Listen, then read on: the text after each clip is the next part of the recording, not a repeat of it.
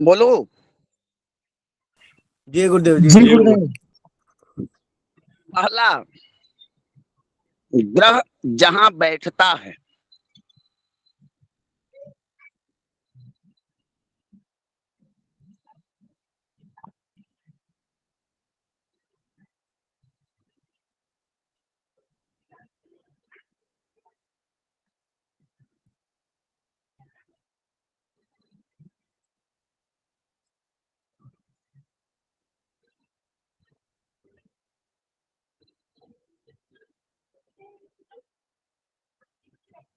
गुरु जी आवाज नहीं आ रही।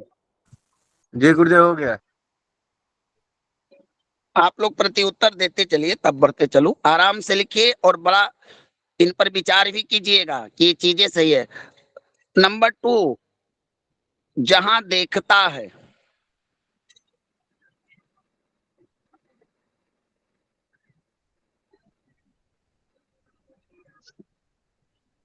जी गुरु जी। नंबर 3 भगवान जिन आवाज जिन पूरी आवाज नहीं आई।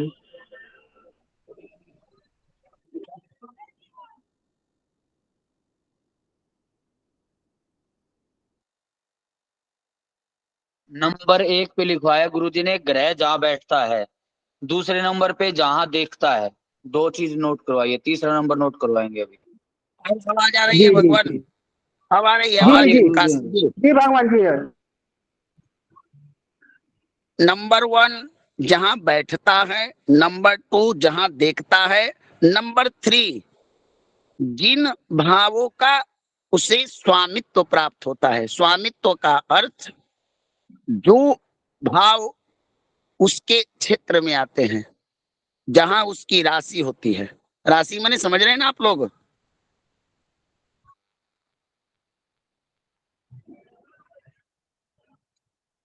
आवाज आ रही है भगवान? कोई जी प्रति भगवान उत्तर जी आ नहीं? रही आ है। रही है गुरु जी, आ रही है, आ रही है। तो आ रही कोई गुरुदेव आ रही है। कोई प्रति उत्तर दीजिए, तब पता चले ना। जी गुरु जी जी। चलिए, उसके बाद जिन भावों का वो कारकत्व प्राप्त है, आपने पढ़ा होगा ग्रह परिचय खंड में कि कौन सा ग्रह किन भावों का कारक होता है। जी गुरु जी। ये स्थिर कारक हो गए ना भगवान, स्थिर कारक। हाँ, स्थिर कारक। कारक भी कारक भी चर होते हैं, तात्कालिक होते हैं, स्थिर होते हैं। इस प्रकार से कारकांश अध्याय पराशर का है, और उसमें भी होता है आत्मकारक, मातृकारक, भ्रातृकारक।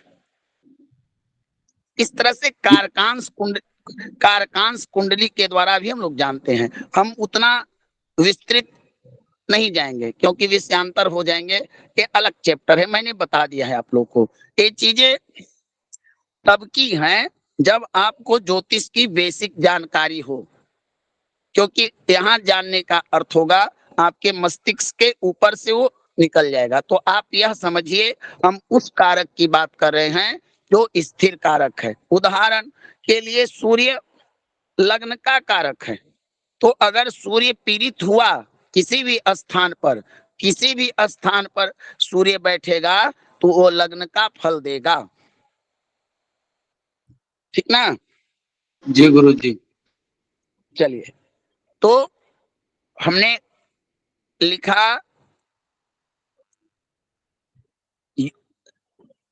युति, दृष्टि, स्वामित्व, 3 चीज ना? कारकत्व चार हो गए लिखवाइए। भगवान, चार। क्या क्या लिखा है थोड़ा हम? ग्रह जहाँ बैठता है, जहाँ देखता है, जिन भावों का उन्हें स्वामित्व प्राप्त है, जिन भावों का कारकत्व प्राप्त होता है। अच्छा, 5वां लिखिए, जिनसे संबंध बनाता हो।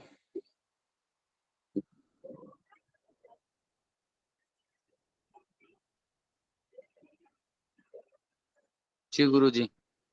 ये 5 स्थान किसी भी ग्रह से प्रभावित होते हैं।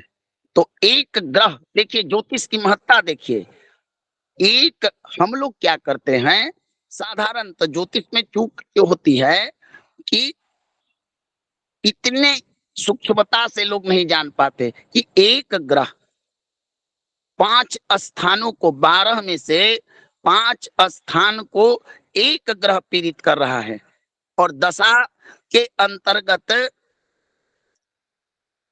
कई दशा भी 5 अंग है ना, दशा, अंतरदशा, प्रत्यंतर दशा, सूक्ष्मांतर और प्राण, 5 दशाएं हुई ना। जी गुरु जी। अब बताइए कि दशेश 5 स्थान को पीड़ित किया, तो अंतर दशेश भी तो 5 स्थान को पीड़ित करेगा। ये नियम तो सबके लिए है ना। जी गुरु जी। समझ में आ रहा है मैं क्या बताने का प्रयास कर रहा हूं आप लोगों को? जी गुरुदेव जी जी। हाँ, तो ये जो है वो इसको याद कीजिएगा, नोट कर लिया आप लोग ना। जी गुरु जी। जी चलो। गुरु जी जी। अब हम आगे बढ़ते हैं। हमारा हमने सूर्य की दशा पढ़ ली, थोड़ा चंद्रमा, और जो मैंने सूत्र बताया है वही सूत्र सभी ग्रहों पर लागू होता है। ग्रह मित्र क्षेत्री हो, स्वक्षेत्री हो, इन सब का एक ही होता है, ठीक ना। जी गुरु जी। आज हम कुछ नया चैप्टर पढ़ेंगे उसी में से। देखिए, एक चीज और होता है, कोई ग्रह अगर मार्गी गति से स्वराशि, स्वक्षेत्री, मूल त्रिकोण, उच्च राशि के यूर जाता है तो वह ग्रह फल अच्छा देता है। इसको भी नोट कर लीजिए। कोई ग्रह अगर 4 वर्ष गोचर में चलते समय अगर अपनी इसको एक गोचर का विषय है, लेकिन यहीं पर नोट कर लीजिए कि अपना राशि, अपना उच्च राशि, अपनी मित्र राशि, अपने कारकत्व वाली राशि में अगर उस रास्ते से जाता है तो उसमें उसका फल अच्छा होता है। ना समझ में आए तो आप उसको पुनरावृत्ति करवा सकते हैं। गुरुदेव फिर से बोल दो गुरु जी। भगवान एक बार और बता दे। अब मान लीजिए कि हमको यह देखना है कि गति तो आपको पता है ना। हाँ गुरुदेव, गति 2 प्रकार की होती है, वक्री मार्गी। अब मान लीजिए कि राहु को वृषभ राशि में राहु लग्न में है, तो वृषभ का अर्थ हुआ कि राहु आएगा मेष राशि में, ठीक ना। जी गुरु जी। आएगा ना। अगर यही राशि मिथुन होती तो मतांतर से आप लोगों को लिखाया गया है कि राहु को लोग कहते हैं कि मिथुन राशि में उच्च का होता है, मानते हैं ना।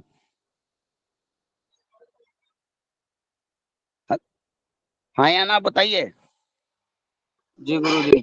हाँ, तो हम कहते हैं कि राहु जो है अपना उच्च राशि की ओर जा रहा है, तो चलते समय इसका फल अच्छा होगा।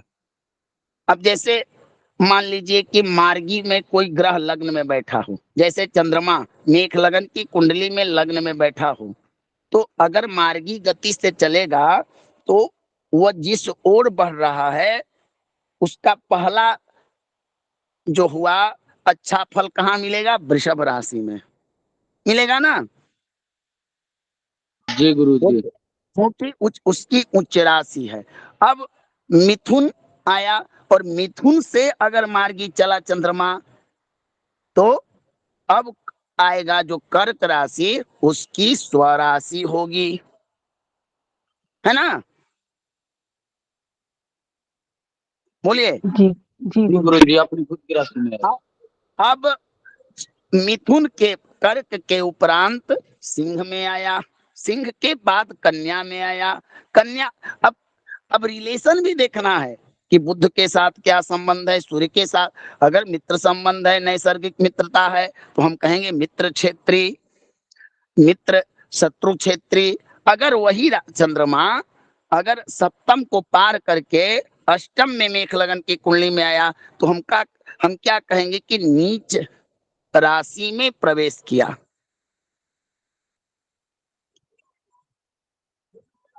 बोले ना? जी गुरुजी। अब अगर चंद्रमा का अंतरदशा चले, प्रत्यंतर दशा चले, सूक्ष्मांतर दशा न चले, तो हम कहेंगे कि नीच चंद्रमा की दशा क्या अंतरदशा चल रही है, कहेंगे ना?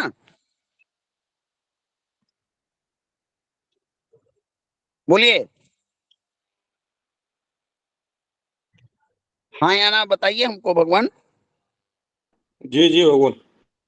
हाँ, तो इसी प्रकार सब ग्रहों की आरोही अवरोही स्वक्षेत्री उच्च क्षेत्री नीच क्षेत्री देखना होता है।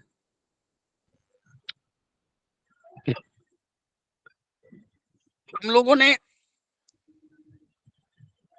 आप लोग एक चीज और ध्यान दीजिएगा और याद रखिएगा, जिस भी कुंडली का लग्न का स्वामी जहां बैठता है, जहां बैठे, छठा, आठवां, 12वां, दूसरा, तीसरा, चौथा, उसका एक गुण प्राप्त होता है, स्थान वृद्धि करना।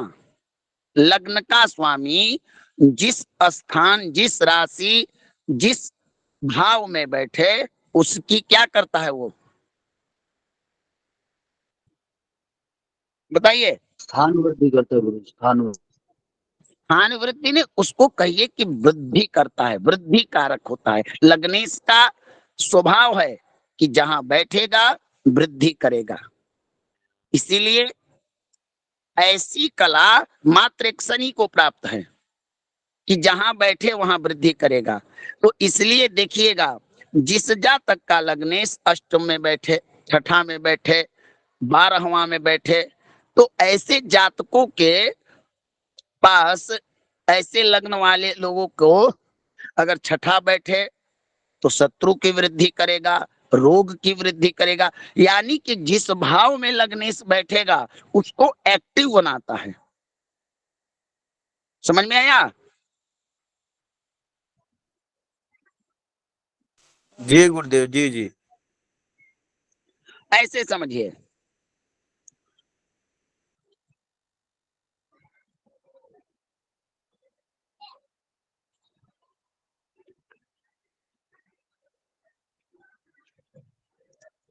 कुंडली दिख रही है आपको? जी गुरुदेव। जी गुरुदेव। अब देखिए, इस लग्न का हम इसी सूत्र पर बात करेंगे। वो 5 आपको समझ में आ गया, हम इसी चीज को बताते चलते हैं। यहाँ पर शनि जो है वो बैठा हुआ है लग्न से तृतीय स्थान पर। अब तृतीय स्थान से जो चीजें जानी जाती है, पराक्रम, भ्रातृ संबंध, आयु का विचार किया जाता है, इन चीजों को वृद्धि करेगा। यही शनि अगर एक मिथुन में आकर बैठे तो आप देखिएगा कि इस जातक का कर्ज हो, ऋण हो, रोग हो, इत्यादि समस्याएं होंगी। कब होगी? जब शनि का दशा प्राप्त हो, अंतर दशा प्राप्त हो, उस समय। यानी कि कोई भी ग्रह अपना विशेष फल दशा या अंतर दशा में ही प्रकट करता है ना? जी बोलिए। गुरुजी। अच्छा, तो ये लग्नेश जो है जिस स्थान पर बैठेगा उस स्थान की वृद्धि। अगर ये लग्नेश पंचम में बैठे तो पंचम का जो कारकत्व है उसकी बढ़ाएगा। अब कितना बढ़ाएगा, ये लग्न के बल के ऊपर है। अब शनि मंदा है तो जातक कितना भी प्रयास करे, तो ग्रहों का देखिए, कभी भी विश्लेषण करते समय 3 चीजों को नहीं भूलना चाहिए। एक, ग्रहों का स्वभाव हमेशा याद रखिए। उसका उसका जो भी स्वभाव आपने पढ़ा है, क्रूर है, आलसी है, चर है, स्थिर है, क्योंकि जन्म पत्रिका में ग्रह अपने स्वभाव से विपरीत नहीं जाएंगे। जो उनका डिपार्टमेंट है, कार्यभार मिला हुआ है, वही वो देंगे, उससे अधिक नहीं देंगे। आप इसको परीक्षण करके देखिए, है ना। तो जी गुरुजी। शनि अगर 5वें में बैठ जाता, लग्नेश होकर शत्रु राशि में भी बैठ जाता, तो यहाँ आयु तो बढ़ाता, लेकिन इस जातक को अनेक प्रकार की समस्याएं होती। गंभीर से गंभीर, लग्न का स्वामी निर्बल होकर अगर अष्टमेश जो भी होता है वह कोई लंबा परेशानी वाला दिखाता है, क्योंकि यह जो आयु होता है ये लंबा दीर्घकालीन चीजों को बताता है।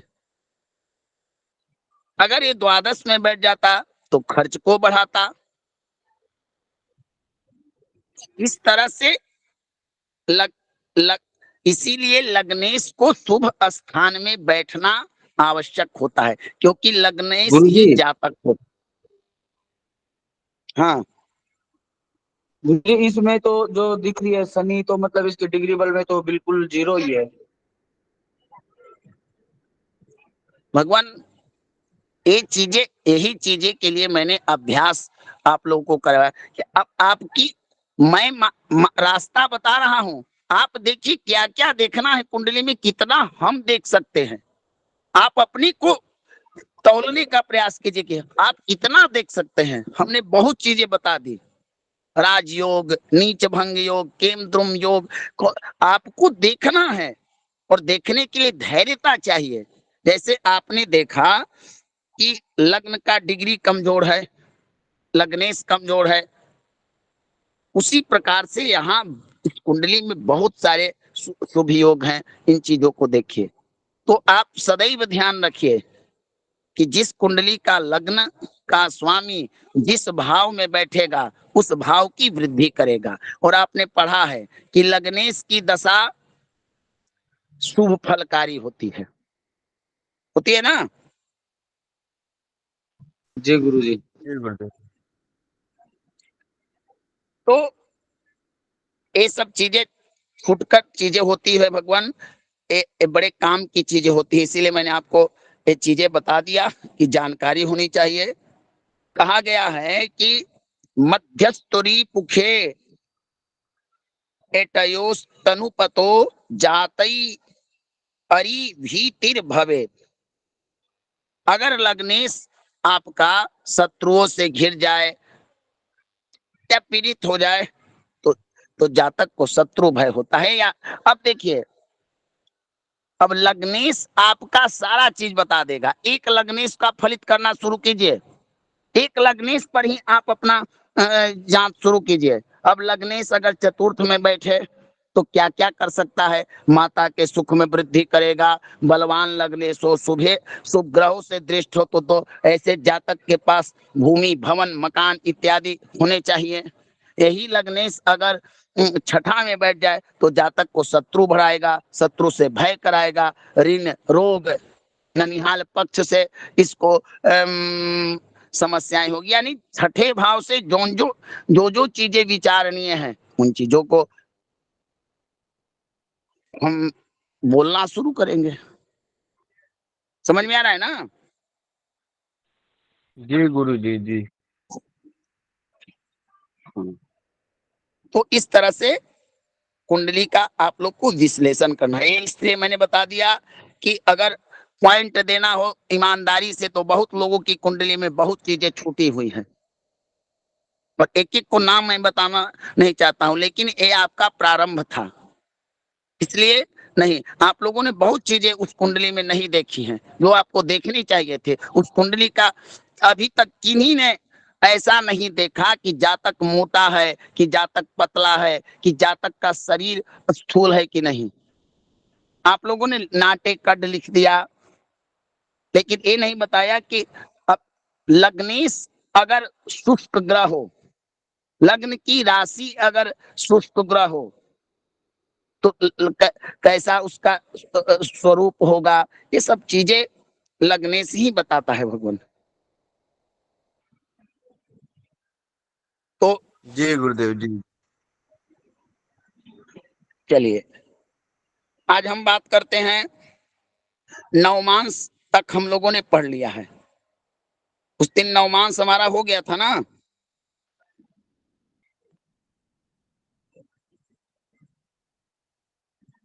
बताइए, नवमांस हो गया है ना।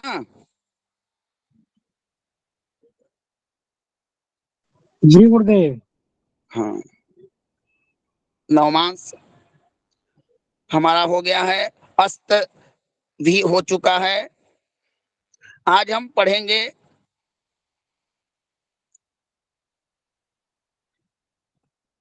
एक श्लोक, एक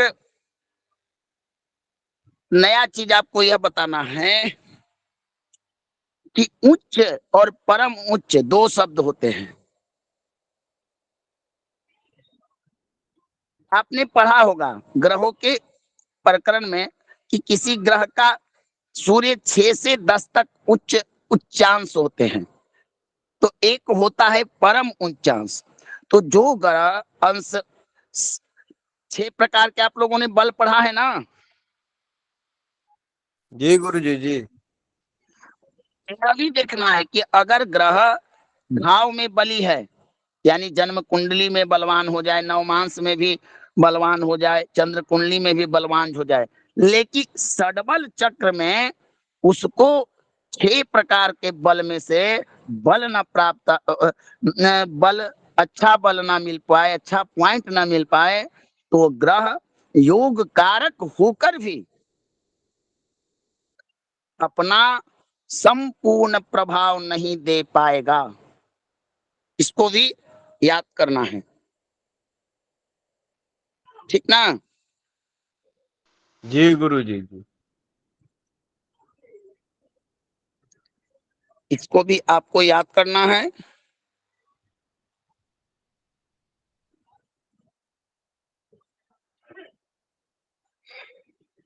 अच्छा, उच्च का ग्रह अच्छा फल देता है, नीच का ग्रह, नीचगत ग्रह, शत्रु क्षेत्री ग्रह, ये सब आप लोगों ने पढ़ ही लिया होगा कि अशुभ फल देते हैं।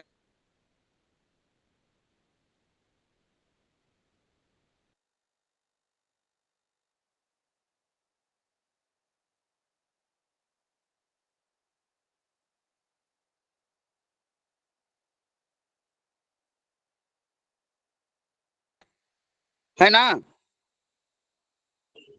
जी गुरुदेव। चलिए,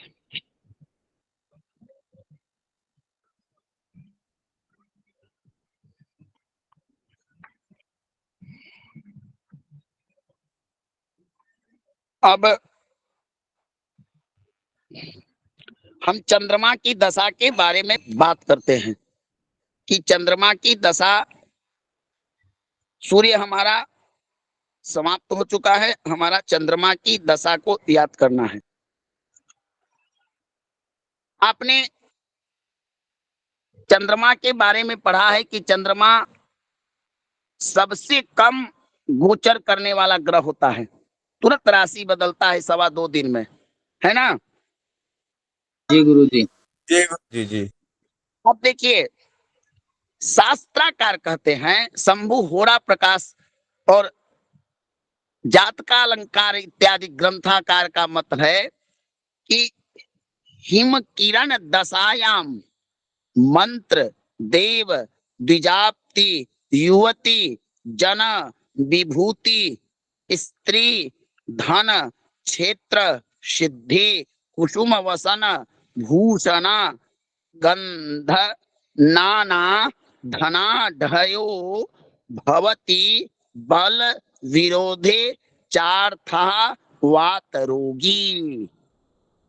जब जब चंद्रमा की दशा आपको कुंडली में दिखे, मान लीजिए आपने किसी का कुंडली लिया और उसमें आपने देखा कि भाई, ये तो आप लोग देख सकते हैं ना कि दशा किसकी चल रही है। जी सही है, गुरुदेव जी जी। ये आप देख सकते हैं ना, सब लोग कक्षा में जितने लोग उपस्थित है वो देख सकते ना है कि दशा किसकी चल रही है, चाहे स्व हस्तलिखित गणित के द्वारा या मोबाइल ऐप के द्वारा। इतना तो जान सकते हैं आप लोग ना। जी भगवान। जी जी जी सब लोग जान सकते हैं ना, जितने लोग उपस्थित है ना। जी गुरुजी। जी जी गुरुदेव। तो हमको यह देखना है, आपके पास कोई प्रश्न लेकर आया, बड़ी परेशानी है गुरुजी, कुछ समझ नहीं आ रहा है, कोई कमवे नहीं हो रहा है। आपने कहा कि थोड़ा कुंडली आपका विश्लेषण करता हूं। कुंडली दिया, आपने देखा ग्रहों का व्यवस्थाकरण, देखा कि अमुक लगन की कुंडली है। उस समय आपको क्या करना है, एक ज्योतिषी का कर्तव्य क्या है, नियम है, आपको यह देखना है कि किस ग्रह की दशा में दो पहलुओं को आप समझने का प्रयास कीजिए। एक पहलू सकारात्मक निकालिए। अगर इसके पास, पहला सकारात्मक प्रश्न कीजिए, अगर इसके पास मान लीजिए कि चंद्रमा की महादशा आई, शास्त्राकार कहते हैं कि अगर बलवान चंद्रमा हो, बलवान हो, पक्ष बली हो, बलवान का अर्थ कह दूं तो आप लोग समझ सकते ना है कि इस पर भी हमको अब ज्यादा कहने की आवश्यकता तो नहीं है, आप नहीं लोग गुरु जी, समझ सकते हैं। समझ गए गुरुजी।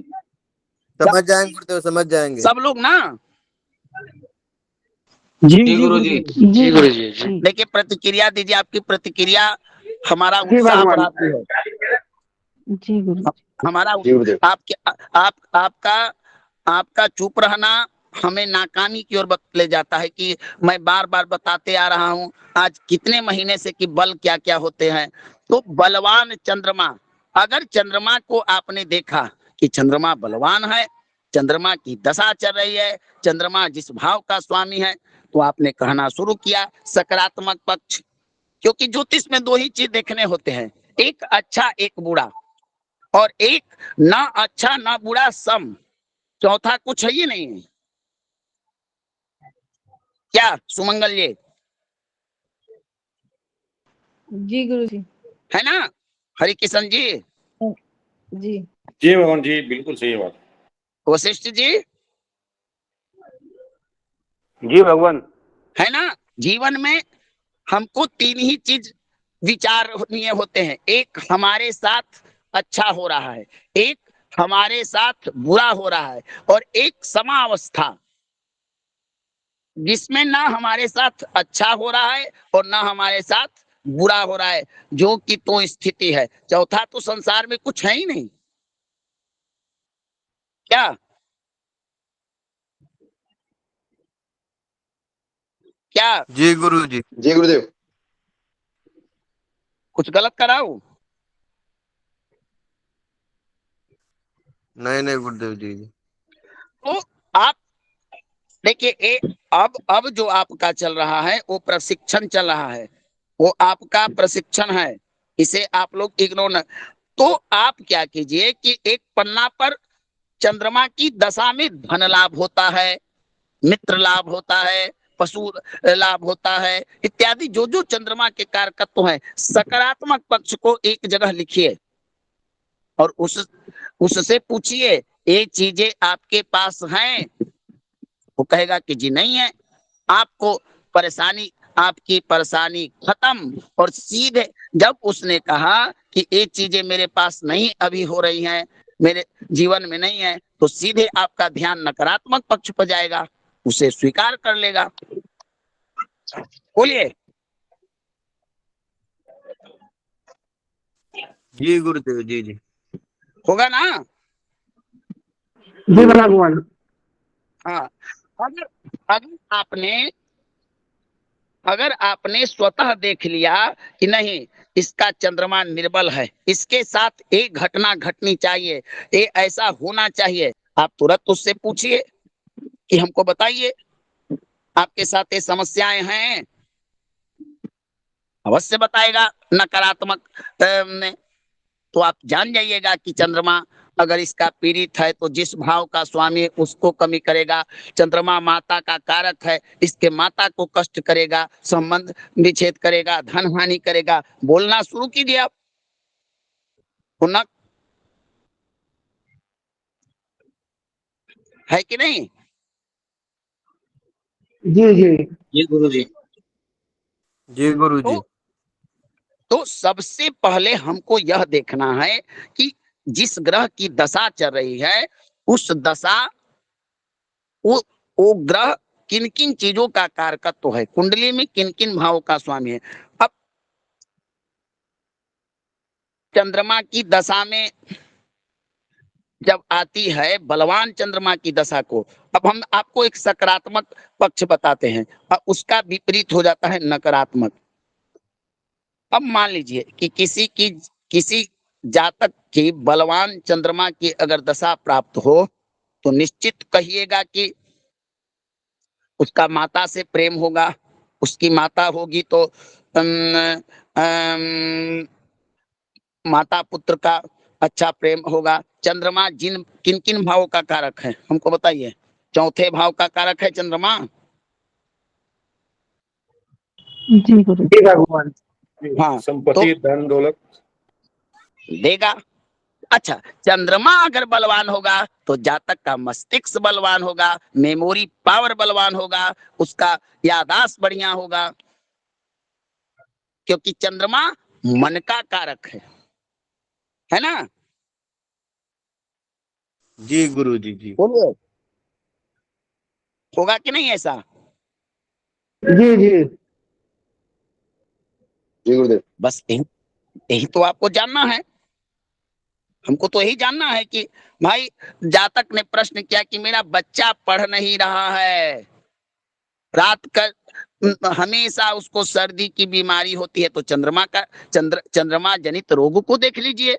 चंद्रमा किन किन रोग का कारकत्व है देखिए। चंद्रमा की दशा या अंत दशा चल रही है तो उस जातक पर वो रोग देता है कि नहीं देता है, कितना देता है वो अब उसकी स्थिति बताएगा। अगर अगर शुभ ग्रहों से दृष्ट हुआ तो कम देगा, अशुभ ग्रहों से दृष्ट हुआ तो ज्यादा देगा। देगा कि नहीं देगा?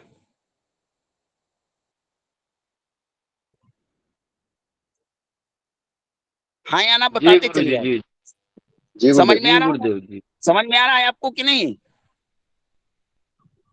जी जी समझ में आ रहा है। जी जी गुरुदेव। हाँ, तो इसी प्रकार प्रभु हमको देखना होता है दशापति का। दशा जिसकी चल रही है उसे ज्योतिष की भाषा में दशाधिपति कहा जाता है, दशापति कहा जाता है, दशा स्वामी कहा जाता है। तो जब हम इन शब्दों का प्रयोग करें ज्योतिष में या कहीं किताब में आपको ये मिले तो कंफ्यूजन मत होइए। अधिपति मने दशा का स्वामी। अब वह दशा अधिपति बताएगा कि जिस ग्रह की दशा चल रही है आपके जीवन में उसका क्या प्रभाव है। वह जो ग्रह दशापति जो है कि बुरे भाव का स्वामी है, अच्छे भाव का स्वामी है, अष्टमेश है, द्वादशेश है, षष्ठेश है या त्रिकोणेश है, तो उसका प्रभाव आपके जीवन में पड़ेगा।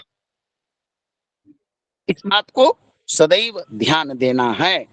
अब बलवान चंद्रमा की दशा अगर आपको प्राप्त हो तो मन में उत्साह होता है किसी कार्य करने का, होता है ना? हैं?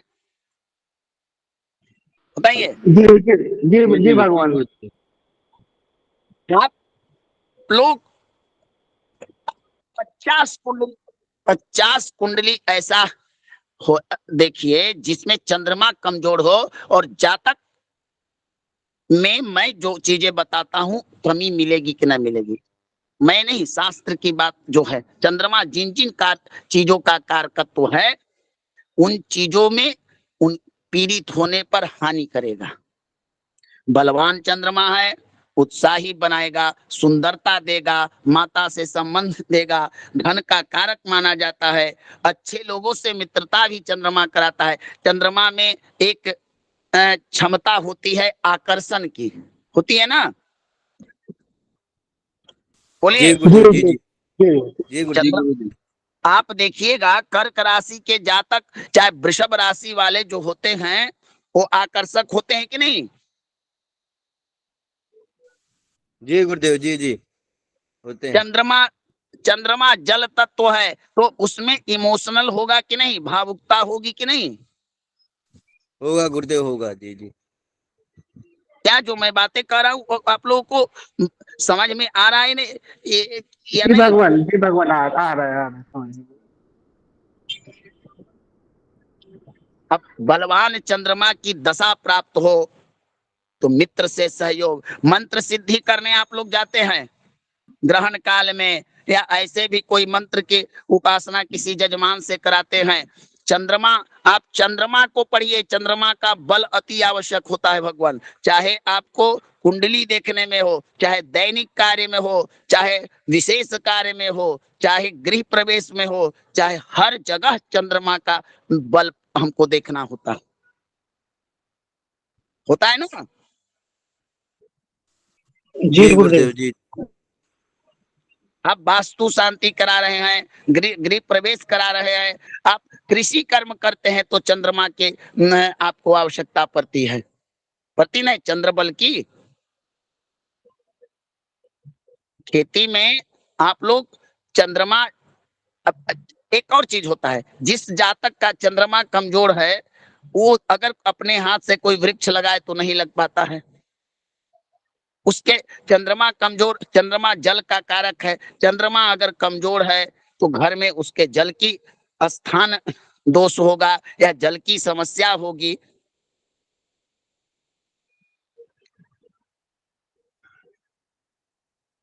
समझ में आ रहा है? जी जी गुरु जी। जी जी गुरु जी। जब भी मंत्र सिद्धि करना हो, हम लोग यात्रा में निकलते हैं तो चंद्रमा का विचार करते हैं। आज चंद्रमा किस राशि में है, जिस राशि में चंद्रमा है उस दिशा में जाने से हमारी कार्य सिद्धि होती है ना। जी जी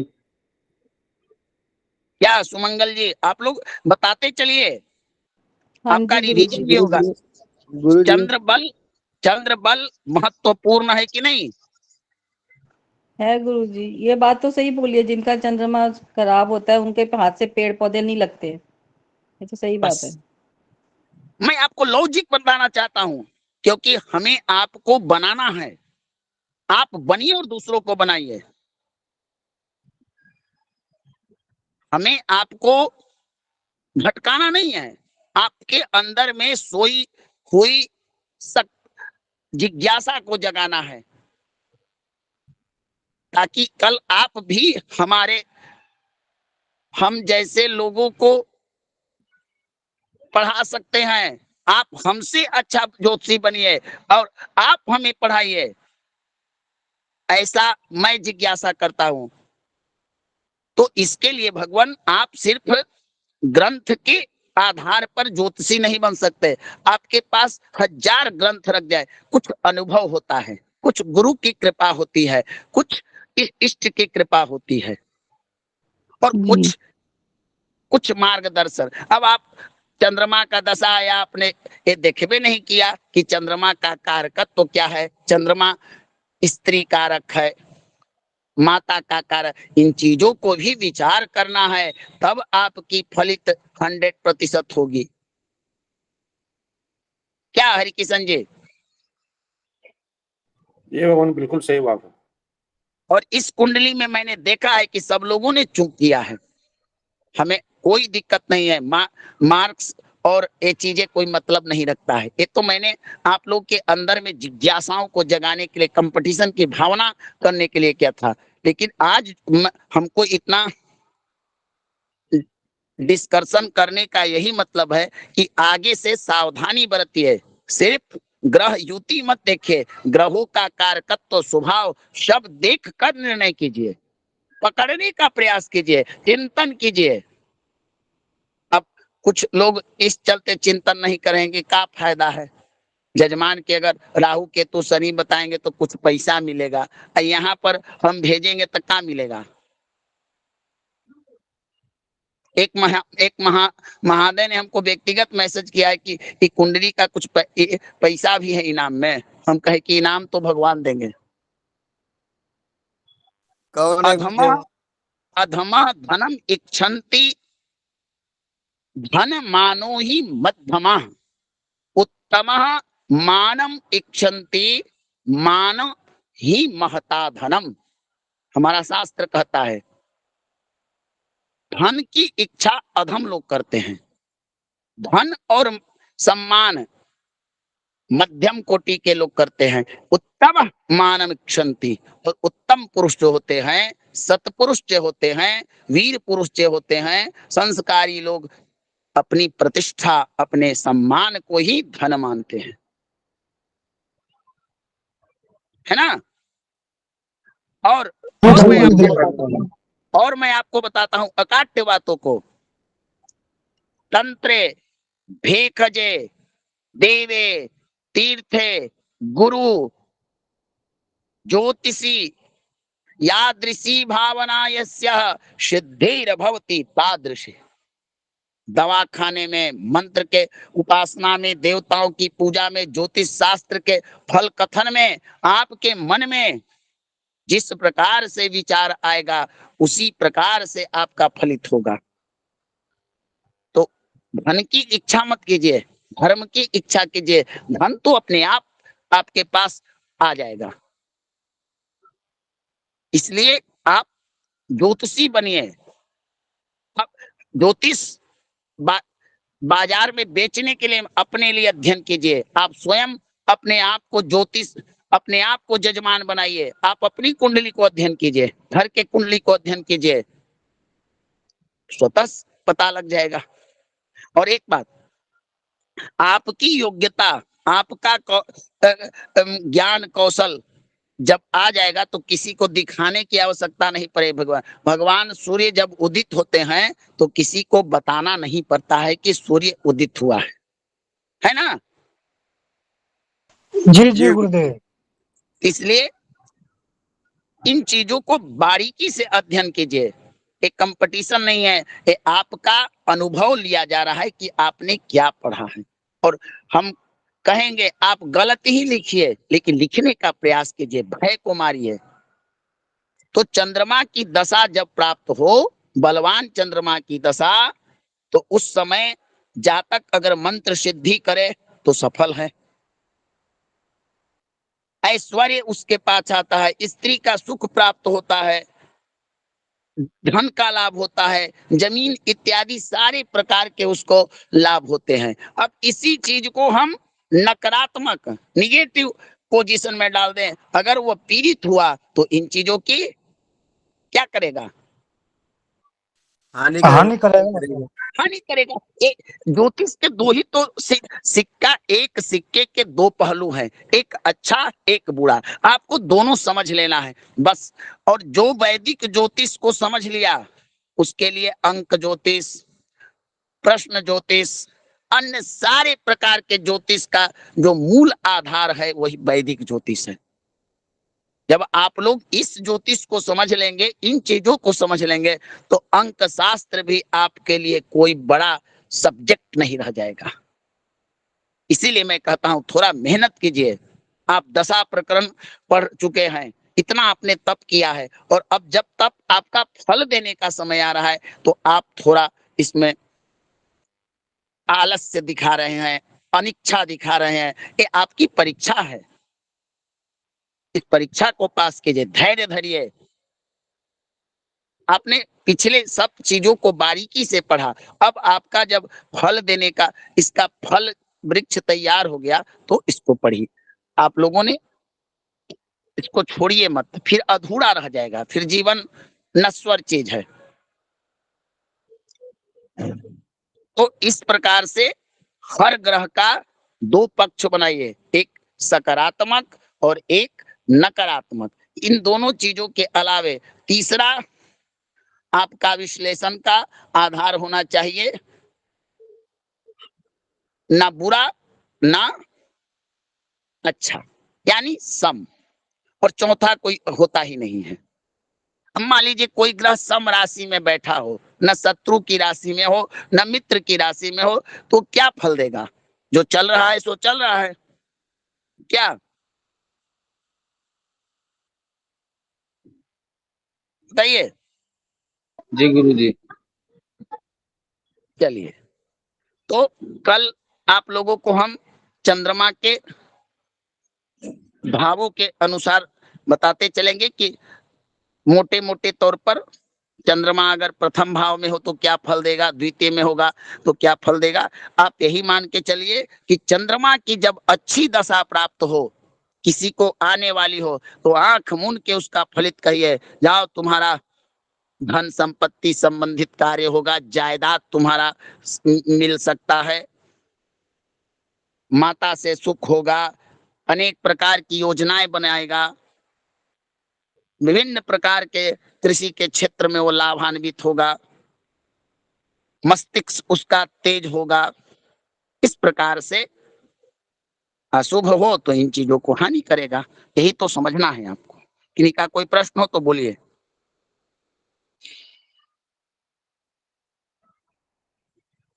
बोलिए भगवान, बोलिए काशी जी। सब क्लियर है, ये समझ में आया। नहीं, आज जो मैंने आप लोगों को बताया वो समझ में आया या नहीं? नहीं समझ में आया तो आप बोल दीजिए कम से कम कि न समझ में आया, फिर मैं कल बता दूंगा। अगर समझ नहीं में आ गया भगवान, तो समझ में आया और बहुत इस पर विचार करना, इसको चिंतन करने का सब्जेक्ट है ये। इस पर बहुत सोचने समझने की बात है। चलिए, और किन्हीं का कोई प्रश्न है? हाँ सुमंगल जी, आप अपना प्रश्न रखिए। गुरुजी, मेरा प्रश्न ये है कि ये अब हम कहाँ से निकालें? जैसे अभी आपने बोला चंद्रमा बल का अच्छा हो तो उसका एक लिस्ट बनाओ, अगर चंद्रमा पीड़ित है तो उसकी एक लिस्ट बनाओ, तो ये फिर लिस्ट कैसे बनाए?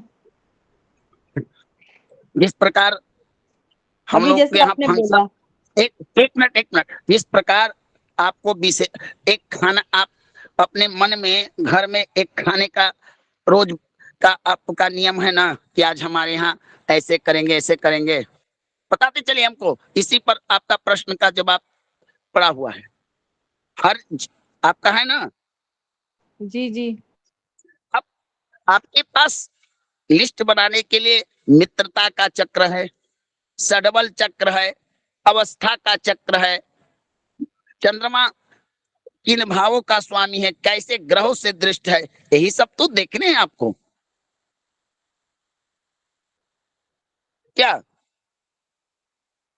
नहीं, आपने दो लिस्टें बनाने के लिए बोला ना, जैसे बल और निर्बल, वो तो हम देख लेंगे कि चंद्रमा निर्बल है तो उसको ये फल मिलेंगे, चंद्रमा बल वाला है तो इधर ये मिल जाएंगे। लेकिन वो जो बल वाले के गुण हैं, जैसे अभी आपने बोला कि पेड़ पौधे नहीं लगते, हमने लिख लिया जी वो पेड़ पौधे नहीं लगा सकता जिसका चंद्रमा खराब हो, या हमने लिख लिया कि घर में जल की परेशानी होगी, चंद्रमा खराब के नीचे दूसरी लाइन आ गई जल की खराबी। ऐसे जितनी लिस्ट बननी है वो तो अलग बात है ना कि हमने कुंडली में देखना है कि चंद्रमा निर्बल है या बलशाली है, वो तो हम देख लेंगे षटबल वगैरह सबसे कैलकुलेट करके। लेकिन वो जो हाँ, नंबरिंग की लिस्ट बनेगी ना कि ये चंद्रमा निर्बल हो तो धन में परेशानी, माता से दुखी या माता से दूरी, ये सब जैसे जैसे आप बोली जा रहे हो ऐसे नहीं तो हम लिख लेंगे, फिर वैसे सारे टोटल कैसे नहीं नहीं निकालेंगे? नहीं, टोटल निकालने की आवश्यकता नहीं है। आपने 5 पॉइंट बोला और अगला जो आपके पास आया है, या स्वयं आप देखे कि हम जो बता रहे हैं वो चीजें सही है, तो आपको विशेष जाने की क्या बात है? मान लीजिए सपोज डेट, एक प्रश्न का कई प्रश्नों का एक जवाब, अगर चंद्रमा पीड़ित हुआ तो जातक का मस्तिष्क कमजोर होगा, 100% होगा ना?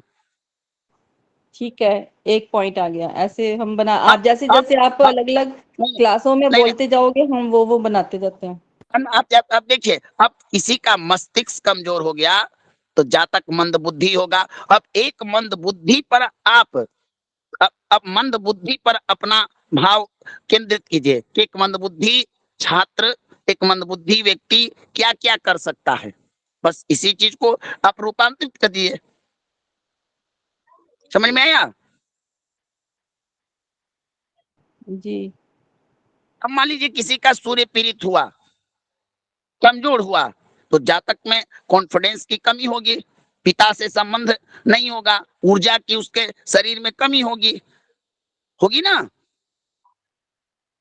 हाँ जी, तो ये सब उसके उसको महादशा में मिल जाएंगे फल, अगर पीड़ित होता है तो। जब सूर्य की महादशा अंतर्दशा आएगी उस दौरान उसको फल मिलेंगे। और अगर और जब जातक और हमारे पास आ रहा है, उसकी जब जातक हमारे पास आया, उसकी सूर्य की महादशा चल रही है, और हम उससे ये पूछ ले कि आपके पिता से कैसी बनती है, वो कहेगा मेरी तो बहुत अच्छी बन रही है। इसका मतलब ये है कि उसका सूर्य अच्छा रिजल्ट दे रहा है अपनी महादशा अंतर्दशा में। बस दो ही पक्ष आपको देखना है, ज्यादा मेहनत करना नहीं है, इसमें सिर्फ थोड़ा ध्यान देना है, सकारात्मक नकारात्मक।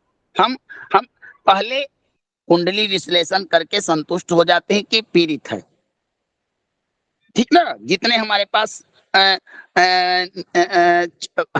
हम जितना देख सकते हैं, कोई कोई सडबल नहीं देखता है, कोई भाव देखकर ही ग्रहण करता है। तो जो जितना सूक्ष्मता से देखेगा उसका फलित सूक्ष्मता से होगा। जो ये देख लिया कि भाई सूर्य जो तुला राशि में शुक्र के साथ बैठ के, अजी आपका शुक्र तो नीच का है, उसने देख भी नहीं किया कि सूर्य का तो नीच भंग खत्म हो गया, और प्रश्न किया कि जी आपका सरकारी क्षेत्र में बहुत अच्छी होगा, नौकरी उकरी नहीं लग रहा होगा, आपको समस्याएं होती होगी।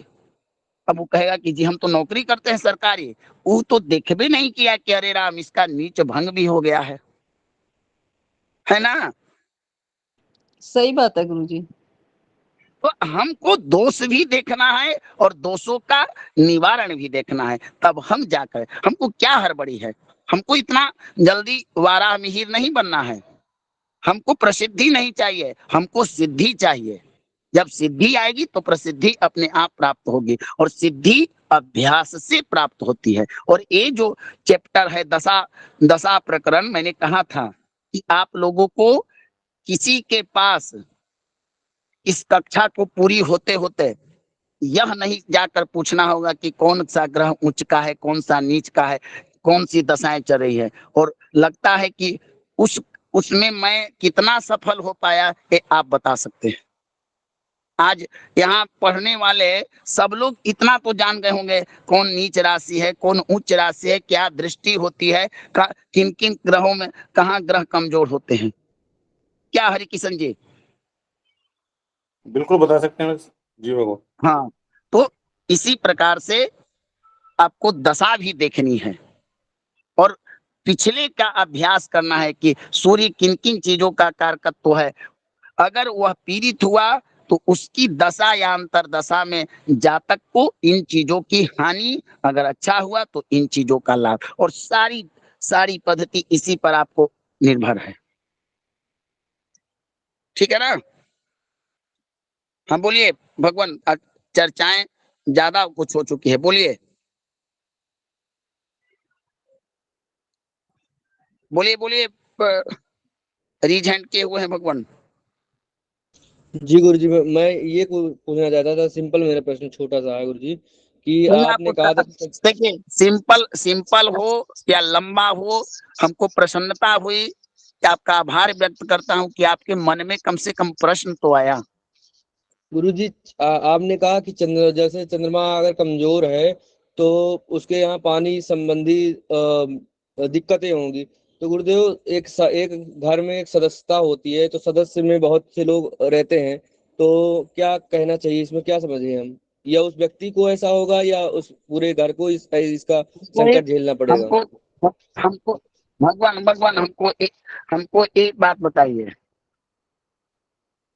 कि आपने प्रश्न किया कि जिस हमने क्या कहा, अब ऐसा भी हो सकता है कि एक परिवार में ऐसे भी व्यक्ति होते हैं कि जिनकी चंद्रमा मजबूत होता है, जी जी बिल्कुल। बोलिए। जी तो जी गुरु जी। ए आप जिस जिस जातक का कुंडली देख रहे हैं, चंद्रमा उसका कमजोर होगा तो ये नियम उस पर लागू होगा, न कि पूरे विश्व पर लागू होगा, पूरे उसके इष्ट मित्र सब पर लागू होंगे। मतलब कि गुरुदेव पानी संबंधी कैसे, क्या समझे हम उसको? अब पानी संबंधी, अब मान लीजिए कि वो जातक कोई जल का कार्य कारोबार करे, जल संबंधित करे, कृषि करे, या जल जल का व्यवसाय करे, जल अपने हाथ से कोई कूप खनन करे, उसको सफलता ना मिलेगी। जी गुरु जी, धन्यवाद गुरु जी। समझ में आ गया? जी गुरु जी। चलिए, हाँ ऋषि जी कोई प्रश्न? चलिए अब कक्षा को विश्राम देते हैं। कोई प्रश्न? कोई प्रश्न? जी गुरु जी, ये जैसे गुरु जी, जैसे लग्नेश जहाँ पर बैठता है उसकी कारकत्व में वृद्धि करता है, थोड़ा सा कनेक्शन कट गया था। तो गुरु जी जैसे वो अपनी शत्रु राशि में बैठा तो फिर क्या करेगा गुरु जी लग्नेश? भगवान भगवान कार कार माइक माइक कारकत्व की वृद्धि का अर्थ है कि उसका स्वभाव है। अब देखिए सूर्य का उष्ण ताप नैसर्गिक स्वभाव है।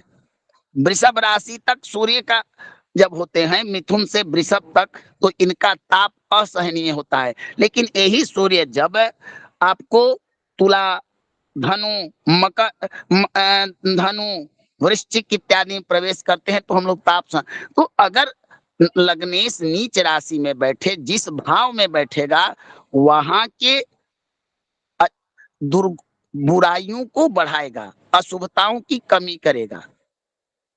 समझे? जी गुरु जी। क्या ऋषि समझ में आया? जी गुरु जी, जी गुरु जी। चलिए चलिए। ठीक है भगवान, नमो नमः। आप लोग जिन लोगों का प्रश्न पत्र नहीं आया है वो प्रश्न पत्र रात्रि तक डाल दिए। सुमंगल जी थोड़ा आप अपना वाला हमको व्यक्तिगत भेज दीजिए, और हरिकिशन जी आप भेज दीजिए, और आप लोग मिलकर हमको थोड़ा सहयोग कीजिए लोगों का देखने में, तो एक काम हो जाएगा। नहीं तो सप्ताह पर समय लग जाएगा। ठीक है ना? जी भगवान। ठीक है गुरु जी। ठीक है, सब लोग संतुष्ट है ना? बोलिए। जी गुरुदेव। अब कल से हम कोई चर्चा नहीं करेंगे, सिर्फ चंद्रमा, मंगल, बुध, तो इस क्रम से दशाओं को पढ़ाते चलेंगे। दशा समापन हमको कर देना है। आप लोग समझ चुके हैं। और उसके बाद हम गोचर पढ़ेंगे। गोचर में ही हम ज्यादा समय दे तो हमको अच्छा लगेगा, क्योंकि गोचर से आपको घटनाओं का क्रम पता लगने लगेगा कि विवाह कब होगा, संतान कब होगा, मरेगा कब, दुर्घटनाएं कब होगी। तो इसलिए 3 से 4 दिन में हम दशा को खत्म करते हैं मोटे तौर पर। फिर आप लोग अपना जीवन भर अध्ययन करते रहिए और हम गोचर में प्रवेश करेंगे। ठीक है ना? जी गुरुदेव। बिल्कुल सही है भगवान, हमसे हाँ चर्चा बिल्कुल बस सही, करनी पड़ेगी। बिल्कुल सही। ठीक।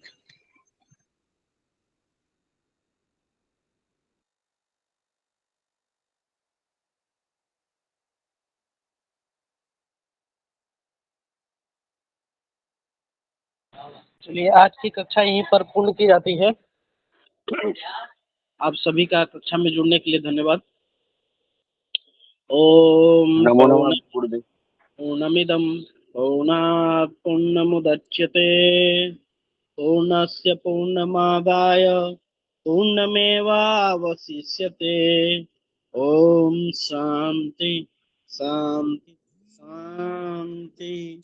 सर्वेभ्यो नमो नमः। सभी का अभिवादन। नमो नमः गुरुदेव। हरे हरे महादेव।